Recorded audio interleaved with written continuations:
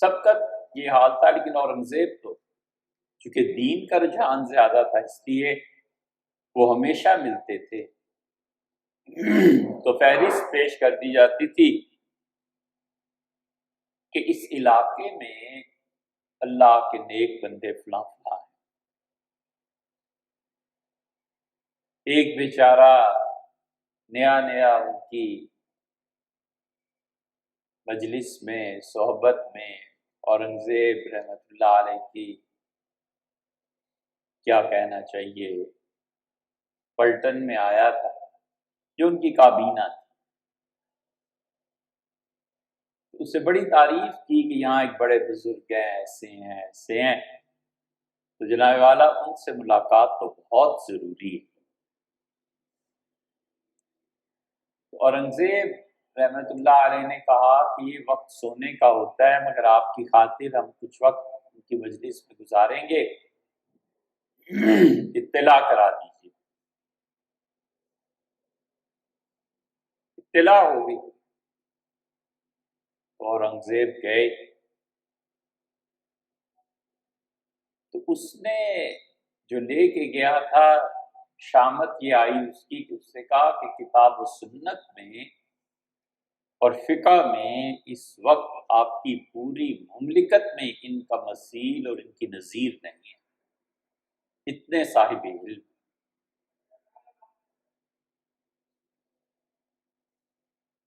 اورنگزیب جب گئے تو وہ جو درویش بیٹھا ہوا تھا بیٹھا رہا، بہت استغنا اور بے نیازی ظاہر کی کہ جیسے بادشاہ اور فقیر اور گدھا سب برابر ہے۔ اورنگزیب رحمت اللہ علیہ نے بات شروع کی، اس نے کہا کہ حضور یہ جو بات آپ فرما رہے ہیں نا، آپ کے دادا جو تھے بابر بادشاہ وہ بھی یہی کہتے تھے،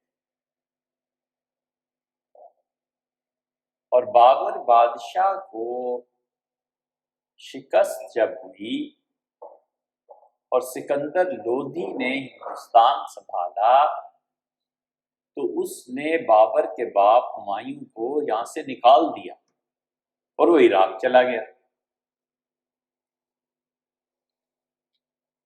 تو اورنگزیب نے سر اٹھایا اور دیکھنے لگے، پھر اس نے کہا کہ آپ کے چچا شاہ جہان ہمارے یہاں آتے رہتے تھے اور ان کے بیٹے جو اکبر بادشاہ کہلاتے تھے وہ فلاں ہندو جو قبل مسیح میں تھا اس کی خدمت میں بھی حاضر ہوئے۔ تو اورنگزیب خاموشی سے سنتے رہے، اجازت چاہی، کہا کہ جناب والا کی بے نیازی سے اور خاص طور سے علوم کی بے نیازی سے بہت ہی متاثر ہوا، اور اجازت ہو تو ایک آدھ گاؤں خانقاہ کے لیے لنگر کے لیے وقف کر، اٹھ کے باہر تک آئے اور کان میں کہا کہ ایک گاؤں سے کہاں گزارا ہوتا ہے۔ اورنگزیب خاموشی سے چل پڑے، سواری پر بیٹھے تو وہ جو نیا نیا داخل ہوا تھا وہ بھی اب ساتھ تھا، اورنگزیب چپ رہے۔ آخر اس سے پریشانی ہوئی اور چپ نہ رہ سکا تو کہنے لگا کہ حضور نے دیکھا کہ کتاب و سنت میں کتنا عظیم علم کا خزانہ ان کے پاس ہے۔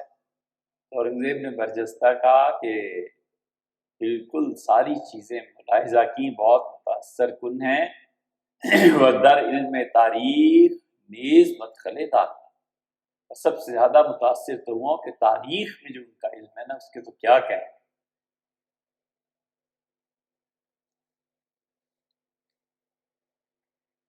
یہی حال ہے. یہ جو ماڈرن دنیا ہے اس نے بنیاد اس پہ رکھی ہے کہ مارکیٹ میں سبقت لے جاؤ، اور قدیم دنیا نے بنیاد اس پہ رکھی تھی کہ اخلاقیات میں سبقت لے جاؤ. یہ ہے بنیادی فرق. جو قدیم دنیا تھی اس میں یہ کہتے تھے کہ اس پادری نے 10 سال گرجے میں گزارے اور کبھی باہر نہیں نکلا، اپنے خدا کی عبادت میں مصروف رہا ہے. اس پادری نے 20 سال تک ایک ہی جوڑے میں گزارا کیا ہے، کوئی جوڑا دوسرا نہیں بنایا.